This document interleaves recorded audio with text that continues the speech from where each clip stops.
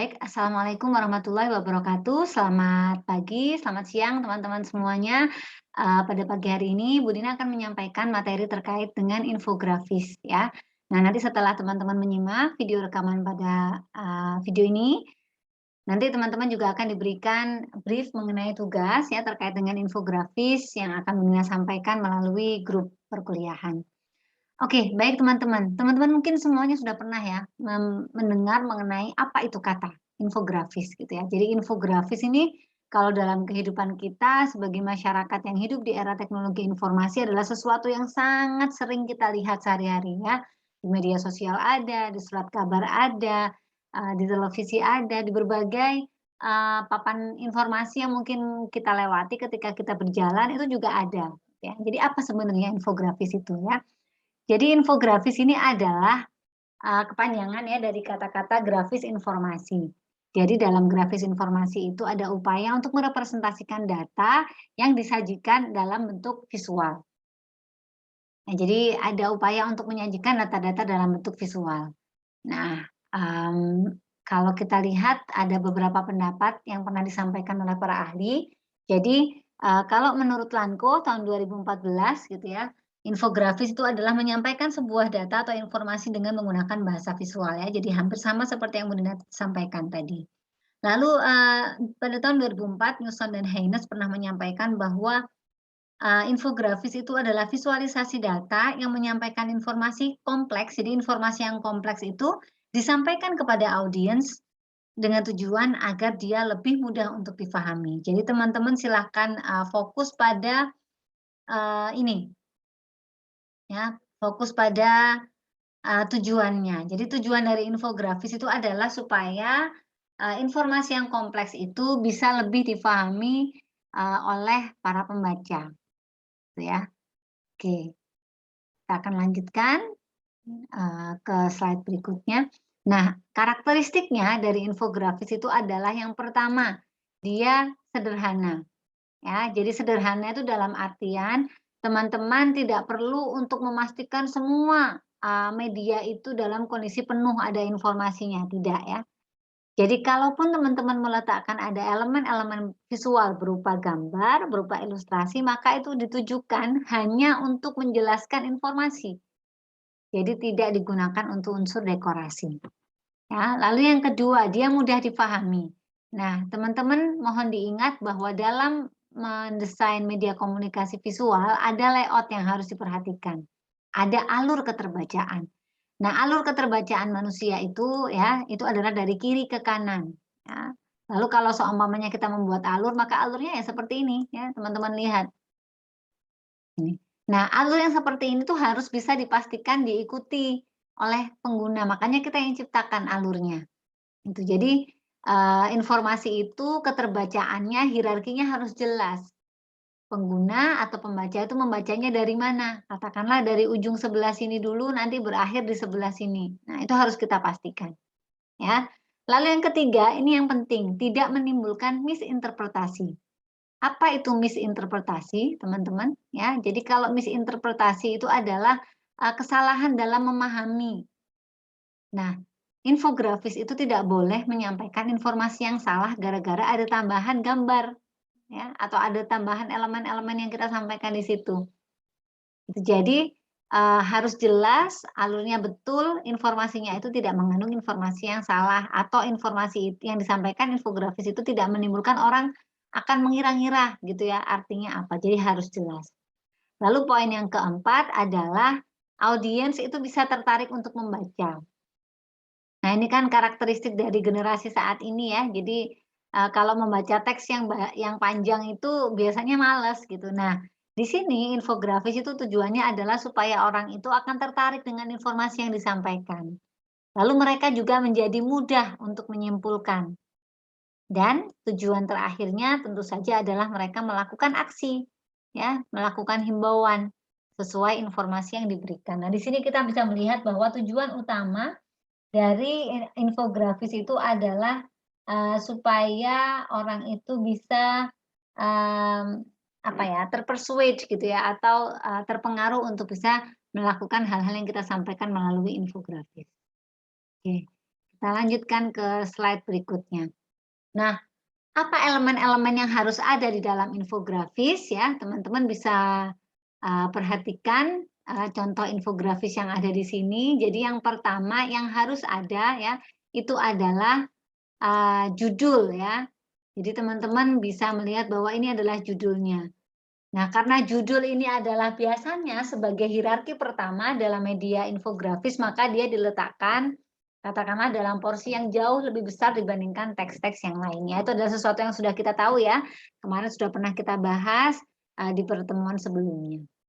Nah, jadi harus ada judul dan judul itu tidak harus panjang ya, tapi yang eye catching ya. Kalau istilahnya anak sekarang itu yang mengandung clickbait gitu ya. Jadi clickbait yang orang itu jadi tertarik gitu untuk lihat karena judulnya tuh udah bagus duluan, tuh. Lalu, elemen yang kedua adalah tata letak ya. Jadi teman-teman perhatikan di sini, mungkin masih ingat keseimbangan yang dipakai ini adalah keseimbangan simetris ya. Jadi kecenderungannya itu dia meletakkan elemen-elemennya ini adalah secara seimbang. Nah, ini yang disebut sebagai tata letak ya. Jadi bagaimana dia mengatur dan meletakkan, elemen-elemen itu supaya dia kelihatan baik. Jadi ini yang disebut sebagai tata letak. Jadi bagaimana meletakkan teks, bagaimana meletakkan, eee, elemen ilustrasi yang ada di sini gitu ya, lalu bagaimana meletakkan, keseimbangan kiri kanan antara teks yang satu dengan teks yang lainnya. Nah, ini disebut sebagai tata letak. Nah, tata letak sudah Bunda sampaikan juga pekan yang lalu, teman-teman silahkan konsisten ya untuk menggunakan tata letak yang bagaimana, simetriskah atau asimetris. Kalau simetris teman-teman milihnya tata letak yang seperti apa. Silahkan nanti kalau membuat apapun itu, infografis sesimpel apapun itu bikin sketsa tata letaknya dulu ya, lalu itu dijadikan sebagai acuan. Teman-teman bikin grid setelahnya atau garis-garis bantu untuk meletakkan elemen-elemen. Oke, yang berikutnya, infografis itu selalu mengandung, ikon dan juga simbol ya. Jadi ini ada ikon, ada simbol ini ya. Jadi ada simbol ini, ada simbol ini. Nah, tujuannya apa? Jadi selain ada kalimat-kalimat pendek, yang dijelaskan dalam infografis itu, tapi juga ada ikon atau simbol yang digunakan sebagai penguat ya, dan juga untuk elemen estetis. Nah, lalu elemen yang berikutnya tentu saja adalah ini ya, yang teman-teman tadi lihat ini ada ilustrasi. Nah, jadi ilustrasi itu wajib ada teman-teman. Kalau infografis isinya cuma teks toh, ya namanya bukan infografis ya.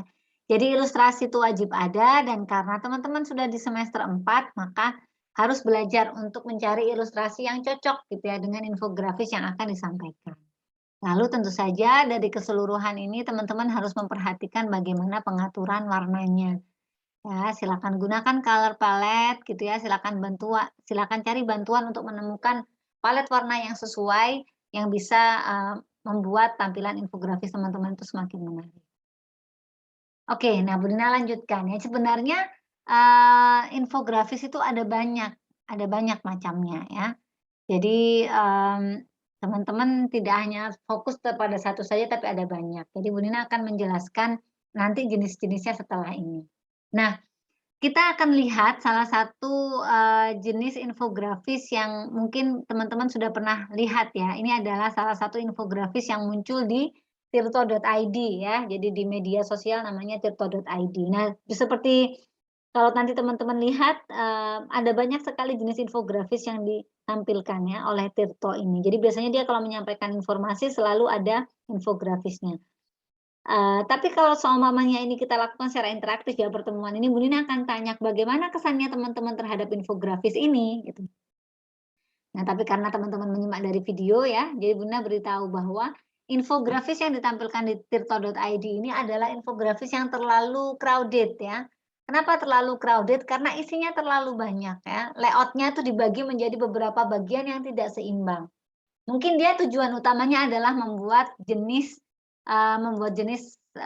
layout yang asimetris ya, tapi bagaimanapun juga dengan pengaturan yang seperti ini, elemen-elemen ini terlalu banyak ya, terlalu banyak, terlalu penuh sehingga tidak ada ruang yang bisa digunakan untuk pembaca istilahnya untuk berkontemplasi ya, untuk mencerna apa itu informasinya ya, meskipun mungkin teman-teman sudah terbiasa ya nanti alur bacanya itu seperti apa. Nah, Dalam hal ini teman-teman harus memperhatikan bahwa infografis itu sebaiknya memang tidak semuanya diisi penuh ya. Jadi sisakan ruang supaya orang itu bisa bernafas di antara elemen-elemen yang teman-teman tampilkan. Nah, tapi teman-teman juga harus perhatikan supaya, media infografis itu juga proporsional. Apa tuh maksudnya proporsional? Nah, kalau teman-teman lihat contoh infografis yang ini, kalau Bu Lina tanya gitu ya, bagaimana, pendapatnya teman-teman mengenai media ini? Mungkin susunannya sudah bagus ya, jadi dia menggunakan keseimbangan simetris ya, elemen-elemennya ini diletakkan, dengan apa namanya, dengan seimbang di kanan dan di kiri. Tapi ini yang kurang sesuai adalah dibandingkan dengan, medianya yang sekian ini ya, tulisan-tulisan yang ada di sini ini terlalu kecil ya. Jadi ukuran ukuran font yang digunakan ini terlalu kecil dibandingkan dengan proporsi medianya. Jadi teman-teman harus bisa memperkirakan. Gunakan referensi, cari referensi media infografis yang bagus supaya nanti ke depannya teman-teman bisa menentukan bagaimana ya bentuk infografis yang bagus itu. Yang pertama pegang ya prinsip bahwa dia harus sederhana. Lalu dia harus, mudah dibaca. Keterbacaannya itu baik, ukuran font-nya baik, jenis font yang digunakan juga baik, itu, ya. Lalu jangan sampai dia menimbulkan misinterpretasi. Misinterpretasi itu ya dengan informasi atau gambar yang tidak sesuai dengan informasi yang disampaikan. Teman-teman nanti bisa mereview di slide sebelumnya yang tadi sudah Bu Nina sampaikan. Oke, Bu Nina akan lanjutkan dengan beberapa jenis, infografis yang akan kita bahas berikutnya ya. Jadi infografis, contoh infografis atau jenis infografis yang pertama itu adalah visualized article. Nah, dalam kategori infografis, visualized article ini adalah salah satu infografis yang modelnya paling sulit. Kenapa? Karena ada sejumlah sinopsis informasi, jadi penggalan informasi yang sudah di-summarize, lalu dicoba untuk divisualisasikan. Nah, karakteristiknya apa nih visualized article ini? Jadi dia membutuhkan headline yang meyakinkan, yang bagus, yang powerful supaya orang itu notice ya, orang itu memperhatikan. Nah, lalu biasanya di visualized article ini dia, banyak menggunakan berbagai konten gitu ya. Jadi yang digunakan untuk memvisualisasikan artikel itu tidak hanya satu jenis diagram saja atau satu jenis ilustrasi saja. Jadi biasanya itu dia di-mix. Contohnya seperti apa? Nah, teman-teman mungkin bisa lihat di sini. Nah, ini adalah salah satu contoh visualized article ya, yang dimuat di dalam surat kabar. Kompleks sekali. Jadi teman-teman bisa melihat ada gambar, tapi setelah ada gambar nanti ada bagian-bagian yang dijelaskan secara lebih kecil gitu ya di sini, lalu ada penjelasannya. Biasanya di ensiklopedia atau di materi-materi seperti, buku ya, buku ilmu pengetahuan atau mungkin juga bisa teman-teman lihat ini di majalah atau juga di surat kabar. Jadi visualisasi artikel itu memang penuh ya, karena memang ini adalah sebuah artikel yang dicoba untuk divisualisasikan. Nah, di situ tidak hanya, satu jenis saja ya, satu jenis, infografik yang ditampilkan dalam bentuk ilustrasi, tapi juga ada teman-teman lihat ada angka statistik di sana, lalu ada penjelasan-penjelasan mengenai ornamen di sini gitu. Jadi informasinya itu memang lengkap dan kompleks ya, oke. Jangan khawatir, Bu Lina tidak akan meminta teman-teman untuk membuat visualized artikel ya, tapi ini teman-teman harus tahu bahwa ada infografis yang namanya itu visualized article. Lalu yang kedua, ini Bu Lina clear dulu, ada yang dinamakan sebagai mixed charts. Jadi mixed charts ini dia menampilkan diagram yang berbagai macam. Nanti di pertemuan berikutnya mungkin kita akan lebih spesifik membahas mengenai apa itu, visualisasi data yang biasanya itu dimunculkan dalam bentuk diagram ya, ada diagram batang, ada diagram garis, ada diagram lingkaran dan seterusnya, atau diagram pie dan seterusnya. Nah, kalau dalam infografik yang bentuknya mixed chart itu, dia menampilkan berbagai chart dalam satu tampilan, gitu. Biasanya di sini tuh ada, data-data berupa data statistik yang memang harus ditampilkan. Contohnya seperti apa? Nah ini, jadi dalam satu tampilan ini teman-teman melihat ada beberapa diagram. Ya, charts itu adalah diagram. Di sini ada diagram pie, ya, di sini ada diagram pie, lalu di sini ada diagram, apa namanya, batang yang ditampilkan, dan ini ditampilkan dalam satu tampilan visual. Nggak apa-apa kalau memang bisa di-organize dengan sangat baik, infografis yang berupa mix chart ini juga merupakan media yang sangat efektif untuk menyampaikan informasi yang kompleks, terutama informasi yang terkait dengan data-data statistik. Ya. Kemudian lanjutkan berikutnya. Kalau ada mix chart, ada yang dinamakan dengan single chart. Apa yang single chart? Jadi kebalikannya dari mix chart tadi, dia hanya menggunakan satu jenis chart saja untuk memvisualisasikan data. Nah, biasanya sebenarnya kalau kategorinya single chart ini dia lebih mudah ya untuk difahami karena yaitu tadi chart yang dia pakai itu cuma satu. Nah, contohnya seperti apa? Nah, ini ya. Ini adalah salah satu contoh single chart dalam infografis. Dia hanya menggunakan diagram batang yang sudah disesuaikan lagi ya. Jadi diagram batangnya instead of menampilkan batang-batang dalam bentuk seperti ini gitu ya, dia diganti dengan gambar ikon-ikon dari ini, dari gedung-gedung yang ada di sini. Nah, ini namanya kategorinya single chart ya, teman-teman ya. Oke, Bu Nina lanjutkan ke contoh berikutnya atau jenis berikutnya. Jenis yang keempat ini adalah flowchart atau proses. Jadi infografis, flowchart atau proses. Infografis ini umumnya ditujukan untuk mendeskripsikan proses ya, atau ada yang bilang juga bahwa ini adalah how to diagram atau how to infographic. Jadi biasanya dia tidak hanya menunjukkan proses tapi juga menunjukkan cara ya. Nah, di beberapa sumber lainnya juga ada yang menyebut flowchart ini sebagai decision tree. Nah, contohnya seperti apa decision tree? Nah, ini. Jadi decision tree itu adalah seperti pohon keputusan ya. Jadi kayak gini, are you happy? Ada pertanyaan seperti ini. Ada pilihannya ya. Ada yes, ada no. Nah, kalau yes, apa yang harus dilakukan? Kalau no, kita harus lihat cari lagi apa gitu ya. Ini namanya adalah decision tree.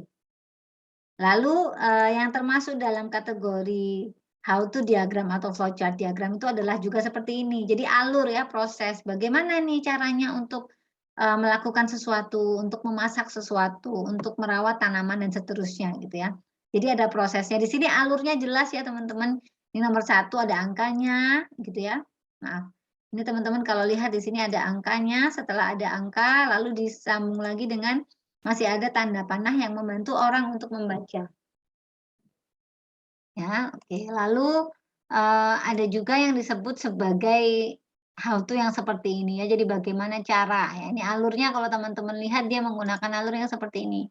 Nah, ya, menggunakan alur yang seperti ini. Masih tetap dibantu dengan adanya penomoran gitu ya supaya apa? Supaya orang itu semuanya nggak ada yang keliru cara bacanya. Nah, ini adalah how to diagram. Ini yang nanti akan jadinya tugasnya teman-teman di pekan ini. Oke. Lalu berikutnya ada yang disebut sebagai comparison atau versus infografik. Nah, comparison atau versus infografik ini digunakan untuk membandingkan produk, membandingkan ide, membandingkan metode gitu. Nah, sebenarnya meskipun namanya comparison atau versus, dia tidak hanya bisa menampilkan data-data yang berlawanan saja sifatnya, tapi juga bisa menampilkan persamaan ya. Jadi meskipun namanya comparison itu tetap kita bisa menampilkan perbedaan bisa, persamaan bisa ya. Nah, contohnya seperti apa? Nah, teman-teman bisa melihat di sini. Ini adalah karakteristik dari baby boomers dan millennials, perbedaannya di mana gitu ya. Nah, biasanya kalau comparison itu apa namanya, layout yang dipakai itu sudah fix ya. Jadi pasti di sini itu kalau teman-teman lihat di sini ada headline, lalu dia akan menggunakan keseimbangan simetris gitu ya, dibagi 2, lalu nanti informasi akan disebarkan ini versus ini yang A, ini yang B, lalu akan dikompres atau diversuskan seperti itu. Nah, ini adalah namanya versus diagram atau versus infografik ya. Oke, Bu Nina lanjut ke penjelasan berikutnya ya. Jadi ini ada yang dinamakan dengan foto infografik. Katakanlah begini ya.